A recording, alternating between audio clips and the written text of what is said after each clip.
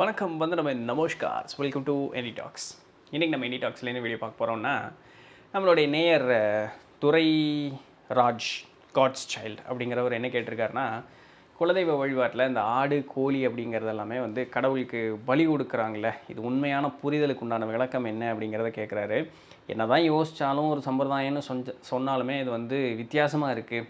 So நம்ம ஆன்மீக விளக்கம் அப்படின்னு பார்க்கும்பொழுது செடி கொடி தாவரம் விலங்கு எல்லாமே ஒரே மாதிரி தானே உயிர் அப்படிங்கிறது இருக்குது அப்படிங்கிறது புரியுது. ஸோ இந்த நடுராத்திரி பலி கொடுக்கணும் அப்படின்னு சொல்கிறதெல்லாம் என்ன ஒரு இது அப்படின்னு சொல்லிட்டு நியாயம், உண்மை, அவசியம் இல்லை, சரிங்களா?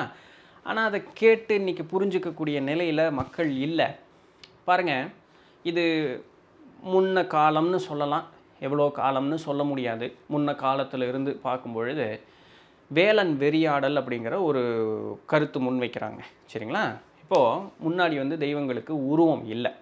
அப்போது ஒரு வேல் நட்டை வச்சு அந்த வேலை தான் வழிபட்டுக்குவாங்க. ஏதாவது இந்த காற்று கருப்பாண்டிடுச்சு அப்படின்னு சொன்னாலோ, இல்லை ஏதாவது குறி கேட்கணும் அப்படின்னு சொன்னாலோ, அந்த வெறியாடுபவர் அப்படின்னு ஒருத்தர் இருப்பார். அப்போது அந்த அன்னைக்கு போர் தான். ஸோ அந்த போர் தான் அவங்களோட இது இருக்கும். ஸோ அந்த நேச்சரோடவே அவங்களும் இருப்பாங்க. அப்போது அந்த தெய்வம் அப்படின்னு சொல்லி ஒன்று பார்க்கும்பொழுது வேலன், நம்மளுடைய முருகர்னு சொல்கிறோம் இல்லையா, அவர் வந்து போருக்கு உண்டான கடவுளாக இருந்தார். அந்த தெய்வத்தை தன்கிட்ட அழைச்சி அந்த தெய்வத்தின் வழியாக வாக்கு சொல்லுவது அப்படிங்கிறது ஒரு வழக்கம் இருந்தது. இன்றைக்கி நம்ம குறி சொல்கிறோம், சாமி ஏற்கிறோன்னு சொல்கிற மாதிரிங்க, அதே கான்செப்ட் அன்றைக்கி இருந்தது. அப்போ என்ன பண்ணுவாங்கன்னா, ஒரு களம் இருக்கும், அந்த களத்துக்கு நடுவில் வேல் நட்டை வச்சுருப்பாங்க. ரத்தம் வந்து அந்த களத்தில் சுற்றி சிந்தி இருக்கிற மாதிரி, ரத்தம் இல்லை சிந்தி இருக்கிற மாதிரி குங்குமத்தை பூரா தூவிடுவாங்க. ஸோ அது ரத்தமாக அதை பாவித்து அந்த வெறியாடக்கூடியவர் அந்த ஒரு ஆவேசம் கொண்டு ஆடும் பொழுது அந்த தெய்வம் அவர்களுக்குள்ளே வந்து அவர்கள் வாயிலாக ஏதாவது அந்த காத்துக்கரு பண்டி இருந்தால் அதை விரட்டுறதோ இல்லை குறி சொல்கிறதோ அந்த ஒரு செயல் அப்படிங்கிறது நடக்கும். இது வந்து வேலன் வெறியாடல் அப்படின்னு சொல்லுவாங்க. அந்த ஒரு வழக்கம் உண்டு. இந்த காலகட்டங்களில் கூட பலி அப்படிங்கிறதெல்லாம் கிடையாது. அவங்க மூர்க்கத்தனமாக நடந்த மாதிரி தெரிஞ்சாலும் கூட அந்த காலகட்டங்கள்லேயும் பலி அப்படிங்கிறது எல்லாமே கிடையாது.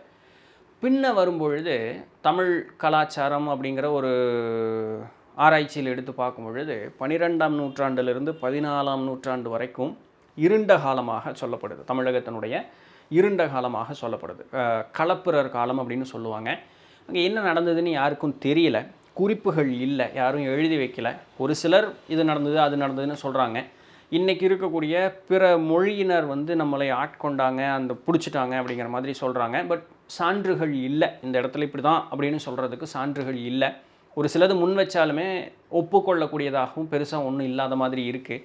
ஸோ அங்கே மேஜராக அங்கே என்ன நடந்ததுன்னு தெரியல. ஒரு 400 ஆண்டு என்ன தமிழ்நாட்டில் என்ன நடந்தது அப்படிங்கிறது தெரியல, சரிங்களா?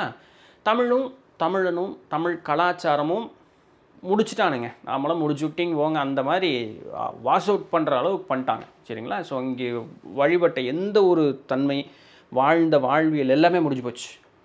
ஆனாலும் அந்த ஒரு அப்போ 400 வருஷம் இப்படி கடந்திருக்கும் பாருங்களேன், சரிங்களா? அப்போது எச்ச சொச்சம். ஆனால் 400 வருடங்களும் அந்த தமிழும் கலாச்சாரத்தையும் பின்பற்றியவர்களும் இருந்திருந்திருக்காங்க. அப்போ அவர்கள் எல்லாம் ஒன்று சேர்ந்து ஒரு 400 வருடங்களுக்கு பின்னதாக மறுபடியும் அவர்கள் வந்து தங்களுடைய தலையெடுக்கிறாங்க. இந்த களப்பிரர் அப்படின்னு சொல்லக்கூடியவர்களை வந்து என்ன பண்ணாங்க என்ன ஏதுன்னு தெரியல. ஆனால் தமிழ் மறுபடியும் வளர்ந்தது, சரிங்களா? வளர்ந்து திரும்பியும் சங்கம் வைத்து தமிழ் வளர்த்தி இன்றைக்கி நம்ம கையில் வச்சுருக்கக்கூடிய தமிழ் அப்படிங்கிறது எல்லாமே நமக்கு கிடைக்கப்பெறுகிறது.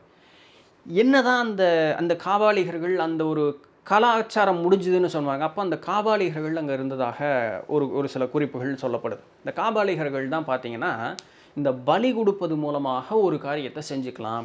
இது வந்து ஆடு கோழி மாடு மட்டும் கிடையாது, மனுஷனையும் போட்டுருவாங்க, நரபலி அப்படிங்கிறதையும் செய்வாங்க, சரிங்களா? ஸோ இந்த மாதிரி ரொம்ப மூர்க்கத்தனமான ஒரு சில வழிபாட்டு முறைகள் அப்படிங்கிறது அந்த இடத்துல கொண்டு வரப்பட்டது. இது பின் தமிழ் தலையெடுக்க ஆரம்பிச்சது, சமயங்கள் வளர ஆரம்பிச்சது. இதெல்லாம் வளர்ந்து மேல் வந்தாலும் கூட பழைய பழக்கம் அப்படிங்கிறது ஒரு சில இடங்கள்லேருந்து முழுமையாக நீங்காது அப்படியே இருக்கக்கூடிய ஒரு சில சூழலில் வந்து நின்றுச்சு, சரிங்களா? ஸோ இதற்கு பிறகு நிறைய கலாச்சார மாறுதல்கள் அப்படிங்கிறது ஏகப்பட்டது வந்தது. கடைசியாக நம்ம ராஜராஜனுடைய காலத்தில் பார்க்கும்பொழுதும் கூட போருக்கு செல்வதற்கு முன்னதாக களபலி அப்படின்னு ஒன்று கொடுப்பாங்க. அப்படின்னா உக்கிரமான அந்த போர்க்கடவுள் யார் அவங்க வழிபடுறாங்களோ அதை வச்சுட்டு அவர்களுக்கு முன்னதாக எருமை கடாவை வந்து பலி கொடுப்பது அப்படிங்கிறது ஒரு வழக்கமாக இருந்தது. அதான் ஒரு சில பழக்க வழக்கங்களை என்ன தான் நல்லது சொன்னாலும் மாற்ற முடியாத ஒரு சூழலுக்கு போயிட்டாங்க. பின் அப்படியே வர வர வர வர வர என்ன ஆகிப்போச்சு, உக்கிரமான தெய்வங்கள் அப்படிங்கிறதவங்க வந்து குலதெய்வங்களாக வரும்பொழுது இந்த உக்கிரம் அப்படிங்கிறது என்னத்திற்கு உக்கிரம் அப்படிங்கிறத புரிஞ்சுக்காமல் நம்ம ஆட்கள் விட்டுறாங்க. அது எப்போ பார்த்தாலுமே உக்கிரமாக தான் இருக்கும் அப்படிங்கிற ஒரு மனோநிலை அப்படிங்கிறது நம்மகிட்ட வந்துடுச்சு.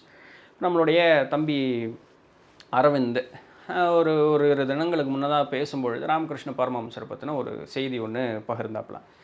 என்ன சொன்னார்னா, ராமகிருஷ்ண பரமஹம்சர் வந்து காளி வழிபாட்டு செய்பவர். அவர் வந்து பிறப்பால் ஒரு பிராமணர். இப்போ அவங்க அண்ணா வந்துட்டு எல்லா விதமான பாண்டித்யம் பெற்றவர் அவர். அப்போ என்ன காளி போய் வழிபட்டுக்கிட்டு இருக்கே, அது மயானத்தில் இருக்கக்கூடியது, ரத்த பலி கேட்கக்கூடியது, அதை போய் என்ன வழிபட்டுக்கிட்டு இருக்கு நீ, என்ன கொஞ்சம் கூட இது இல்லை அப்படிங்க சொல்ல இவருக்கு ஒரே மனம் நொந்து போக இவர் யாருக்கிட்ட போய் கேட்டிருக்காரு, நேராக காளிகிட்டே வந்து கேட்டார். சாமி உன்னை பற்றி சொல்கிறாங்க, எனக்கு ரொம்ப சங்கடமாக இருக்குது, எனக்கு என்னென்னு புரியல, ஒன்று சொல்லு அப்படின்னு. அந்த அம்மா ஒரே வார்த்தை தான் சொல்லிச்சான், என்னடா அது, நான் உக்கரமான தெய்வமாக தான் நீங்கள் பார்க்குறீங்க, ஆனால் நானே ஞானம் கொடுக்கக்கூடிய இடத்துக்கு வரும்போது நான் சாந்தமான தெய்வமாக இல்லை உங்களுக்கு இருக்கேன். அப்போ பார்த்து அணுகக்கூடிய விதத்தில் தான் அந்த தெய்வம் அப்படிங்கிறது இருக்குது. இப்போ எங்கள் குலதெய்வம் எடுத்துக்கிட்டிங்கன்னா பொன்காளி அம்மன், சரிங்களா, அது காளி தான். ஆனால் கோயிலுக்குள்ளே பலி கொடுக்கறதுக்கு எதுக்கு அனுமதி கிடையாது. பொங்கல் வச்சுக்கலாம், கோயிலுக்குள்ளே பொங்கல் வச்சுக்கலாம். ஆனால் இந்த ஆடு வெட்டுறேன், ஆடு வெட்டுறேன், கோழி வெட்டுறேன் அப்படின்னு சொல்லக்கூடிய ஆட்கள் இன்றளவும் இருக்கத்தான் செய்கிறாங்க. என்ன சொன்னாலும் இதில் வேண்டாம், பொங்கல் வச்சு வழிபட்டால் போதுன்னு சொன்னாலும் கூட இல்லைங்க நம்ம அது கொடுக்கணும் இல்லைங்களா. ஏன்னா பொங்காளி அம்மனுக்கு காவல் கருப்பு நிற்கும், வண்ணார கருப்புன்னு சொல்லக்கூடிய காவல் கருப்பு நிற்கும். அப்போ கருப்புக்காவது கொடுக்கணும் இல்லை, இது அப்படி இல்லை, அவசியம் இல்லைன்னா கேட்கக்கூடிய ஆட்கள். அதனால் கோயிலுக்கு வெளியே ஒரு இடம் சொல்லியிருப்பாங்க, அங்கே வச்சு நீங்கள் ஏதாவது இது பண்ணிக்கங்க. கோயிலுக்கு பின்னதாக ஒரு மண்டபம் இருக்கும், அங்கே வச்சு சமைச்சிக்கங்க, சாப்பிட்டுங்க, என்னமோ பண்ணுங்கள். நீங்கள் வந்து கோயிலுக்குள்ளே எதுவும் கொண்டு வரக்கூடாதுன்னு அந்த ஒரு விதியை விதிச்சுட்டாங்க. கோயிலுக்குள்ளே அனுமதிக்கப்பட்டது சாத்வீக உணவு மட்டும்தான் அப்படின்னு வந்து சொல்லிட்டாங்க. முன்ன பண்டாரம் இருந்தாங்க, இன்றைக்கி இவங்க ஐயர்கள் தான் பூசை செய்கிறாங்க. அவங்க வந்ததுக்கப்புறம் தான் மாறிடுச்சா? இல்லை, அந்த கோயில் முன்னதாக இருந்தே ஒரு சாத்வீக உணவு பொங்கல் வச்சு படையல் போடுறது தான் வழக்கமாக இருந்தது. அப்போது அந்த தெய்வத்தை நீங்கள் எப்படி அணுகுனாலும் அந்த தெய்வம் அதற்கேற்றார் போல் உங்களுக்கு பதில் சொல்லும். இதுதாங்க இருக்கக்கூடிய பியூட்டியே. எல்லாமே இறை தான். இப்போ நீங்கள் எப்படி பார்க்குறீங்களோ அதை பொறுத்து தான் அந்த இறை அப்படிங்கிறது இருக்குது. இறையை விளக்க முடியுமான்னு கேட்டால் முடியாது. அப்போ விளக்க முடியாத ஒரு தன்மையை நீங்கள் எப்படி பார்க்குறீங்களோ அதற்கேற்றார் போல் அது உங்களுக்கு பதில் சொல்ல போகுது. நம்ம யோக வாசிஷ்டமில் லீலாவதி கதையில் பார்த்துருக்கோமா? அப்போது அந்த லீலாவதி அந்த அம்மா வந்து மந்திர உச்சாடனம் பண்ணி இவங்களை சரஸ்வதி தேவியை சித்தி பண்ணுவாங்க. சரஸ்வதி தேவி அவங்க ஒரு காட்சி கொடுப்பாங்க. அப்போ அவங்க கூட போய் நிறைய இடம் சுற்றிட்டெல்லாம் வருவாங்கன்னு பாருங்களேன். அப்போது அந்த அம்மா கேட்கும்பொழுது இப்போ அந்த அம்மா ஒரு கட்டத்தில் சொல்லுவாங்க, இங்கே எதுவுமே இல்லை அப்படிங்கும்பொழுது லீலாவதி கேட்பாங்க, நீ என் முன்னாடி தான் இருக்கிய, நீ என்னை இப்படி நினைக்கிற, அதனால் நான் உன் முன்னாடி இருக்கேன், அவ்வளோதான். எல்லாமே இங்கே வரும் உருவம்னு ஒன்று தோன்றுறதுன்னா அதுக்கு ஒரு சக்தி தேவை. அந்த சக்தி நீ என்ன நினைக்கிறியோ, நினைக்கக்கூடியவன் நினைத்தார் போல் அந்த சக்தி காட்சி ரூபமாக தோன்றும், அவ்வளோதான். நான் சொல்லக்கூடியது எனக்கு உருவமே கிடையாது, எனக்கு தன்மையும் கிடையாது அப்படின்ட்டுருவாங்க. அந்த லீலாவதி சரஸ்வதி தேவியினுடைய உருவம் இப்படி இருந்தால் இது சரஸ்வதி தேவின்னு நினச்சிக்கிட்டதுனால அந்த சக்தி அந்த உருவத்தின் காட்சி ரூபத்தில் தோன்றுது, அவ்வளோதான். நம்ம ஆன்மூலக பதிவுகள்லாம் பார்க்குறோம் இல்லையா, இப்போ இந்த சேனலில் ஜேர்னி ஆஃப் சோல்ஸு, நித்திலந்தண்டவாணி சேனலில் டிஸ்னி ஆஃப் சொல்லி ஏகப்பட்ட ஆன்மூலக பதிவுகள் பார்க்குறோம். அது எல்லாமே பாருங்கள், இறந்த ஆன்மூலகம் போகும்பொழுது இந்த இப்போ சூக்கும் உடல் இல்லை, தூள உடலில் தான் நம்ம செல்கிறோம். அங்கே போகும்பொழுது பல காட்சி ரூபங்கள் தோன்றுது. நம்மளுடைய ஆன்ம குரு, நம்ம குருவுக்கு கீழே ஒரு 5-6 பேர், ஒரு 10-15 பேர் பக்கம் இருக்கிறாங்கன்னா ஒருத்தருக்கும் குரு ஒரு மாதிரி தெரிவார். ஏன்னா அவனுக்கு அப்படி பார்த்தா தான் கம்ஃபர்டபுளாக இருக்குது, அவங்க காட்சி ரூபத்திற்கு. அப்போ மனோவிகாரம் எந்த நிலையில் இருக்கோ அதற்கேற்றார் போல் காட்சி ரூபங்கள் கண்ணுக்கு தெரியும். சிவனை நீங்கள் இப்படி தான் பார்க்கணும். இதனால தான் வந்து நம்மளுடைய கலாச்சாரத்தில் ஒரு தெய்வத்தை மனிதனுக்குடைய ஏற்றார் போலவே அப்படி கொடுத்துருப்பாங்க.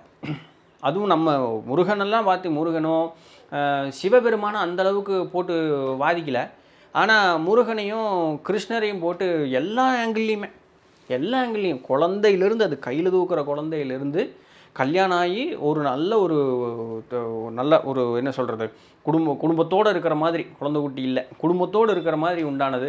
முருகர் ஒவ்வொரு இடத்துல வயசான குடுகுடு கிழவராக வந்ததாக கூட, ஏன்னா நக்கீரர் கூட பேசும்பொழுது அந்த இது வரும் இல்லையா. ஸோ நக்கீரரா கபிலரா சரி ஏதோ ஒருத்தர், அப்போ அந்த கண்டக்டர் இது அந்த படத்தில் வருமே, ஸோ அதில் சரிங்களா. அப்போது எல்லா ஆங்கிள்லேயும் சாமி பார்த்துருக்காங்க. அவங்க வந்து ஒரு மிகுந்த இனிமையான ஒரு ஒரு தன்மையாகவும் இறையை பார்த்துருக்காங்க.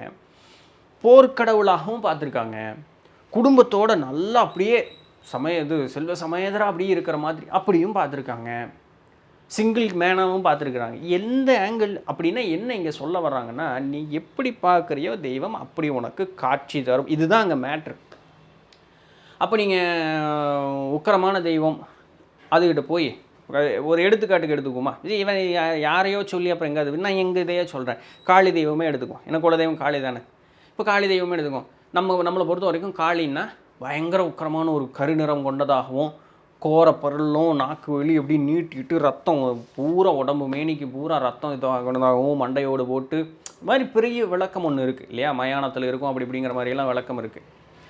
நான் காளியை சாமி நீ அப்படியே இரு, ஆனால் எங்கிட்ட நீ சிரித்து பேசுகிற மாதிரி இருக்கிற மாதிரி நான் இது பண்ணிட்டு போ, அது என்ன சொல்லுன்னு நினைக்கிறேன், பண்ணிட்டு போ, நான் இப்படி தான் இருக்கணும்னு என்ன இது இருக்குது. எவனோ ஒருத்தன் சொன்னால் படம் போட்டு வச்சான், நீ அப்படி நம்புறதுனால உன் கண்ணுக்கு நான் அப்படி தெரிகிறேன்.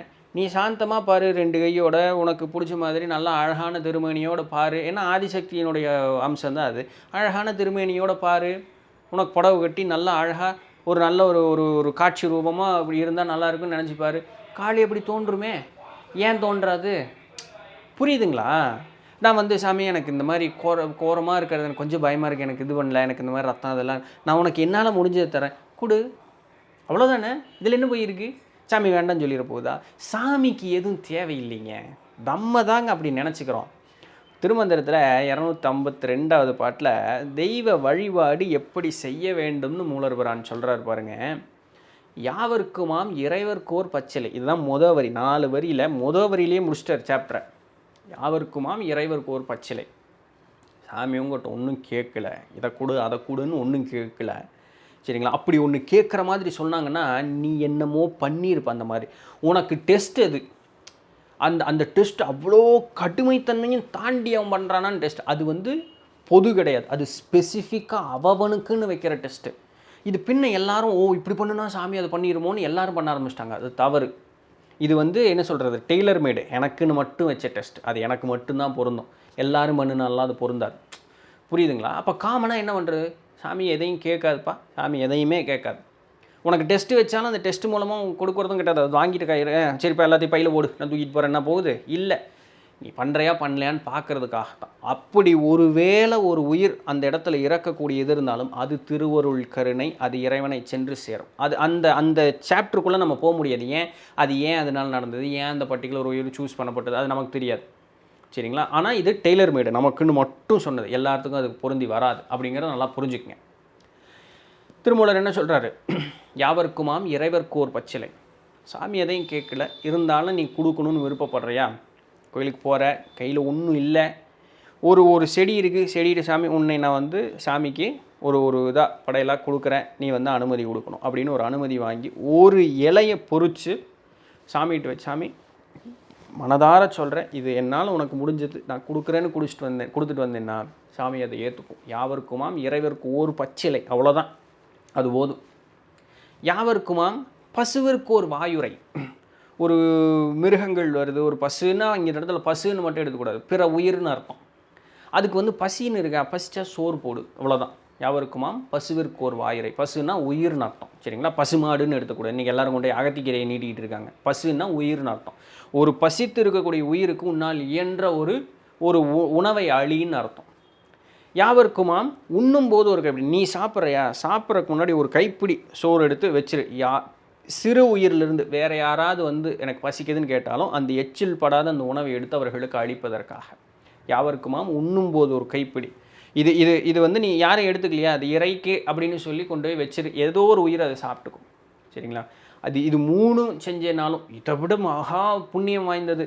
யாவருக்குமாம் பிறருக்கோர் இன்னுரை தானே. அடுத்தவன் மனம் நோகாமல் நீ பேசினேன்னாலே போதுண்டா, இதை விட ஒரு மகா தெய்வ வழிபாடு வேறு எதுவுமே கிடையாதுன்ட்டார் மூலர்பிரான். 4 வரி தான், எல்லாத்தையும் முடிச்சிட்டார் கம்ப்ளீட்டாக. இவ்வளோ சிம்பிள் தான் சாமியை கும்பிட்றது அப்படின்ட்டார். இது போதும், சாமி உனக்கு அருள் கொடுப்பதற்கு இது போதும் அப்படின்ட்டார். அப்போ இந்த மாதிரி பழக்க வழக்கங்கள் நமக்கு வந்ததெல்லாம் பிற்காலத்தில் அந்த கலாச்சார மாறுதல்கள், இறையினுடைய தன்மையை புரிந்து கொள்ளாதவர்கள் ஒரு சில காரண காரியங்கள்னால இந்த மாதிரி பண்ணின ஒரு சில விஷயங்கள் தான் இன்றளவும் மக்கள் சொன்னாலும் ஏற்றுக்கொள்ளாமல் இந்த மாதிரி வேண்டாத ஒரு சில பழக்கங்களை வந்து பின்பற்றிக்கிட்டு இருக்கக்கூடிய ஒரு சூழலுக்கு வந்து நம்ம நின்றுட்டோம். சரி, இறைக்கு அப்படி வழிபடுவது தான் தவறு அப்படின்னு சொன்னாலுமே நம்ம வார வாரம் ஆடு கோழி அப்படின்னு போட்டு அடித்து தள்ளுறமே நிமித்துறமே, அது தப்பு இல்லையோ? சிந்திச்சு பாருங்கள். ஸோ இதுதான் இன்றைக்கு உண்டான செய்தி. நாளைக்கு வேறு ஏதாவது ஒரு சுவாரஸ்யமான செய்தியில் சந்திப்போம். அது வரையும் தொடர்ந்து இணைந்திருங்கள். நான் உங்கள் இடத்துல நடுவானி. நன்றி.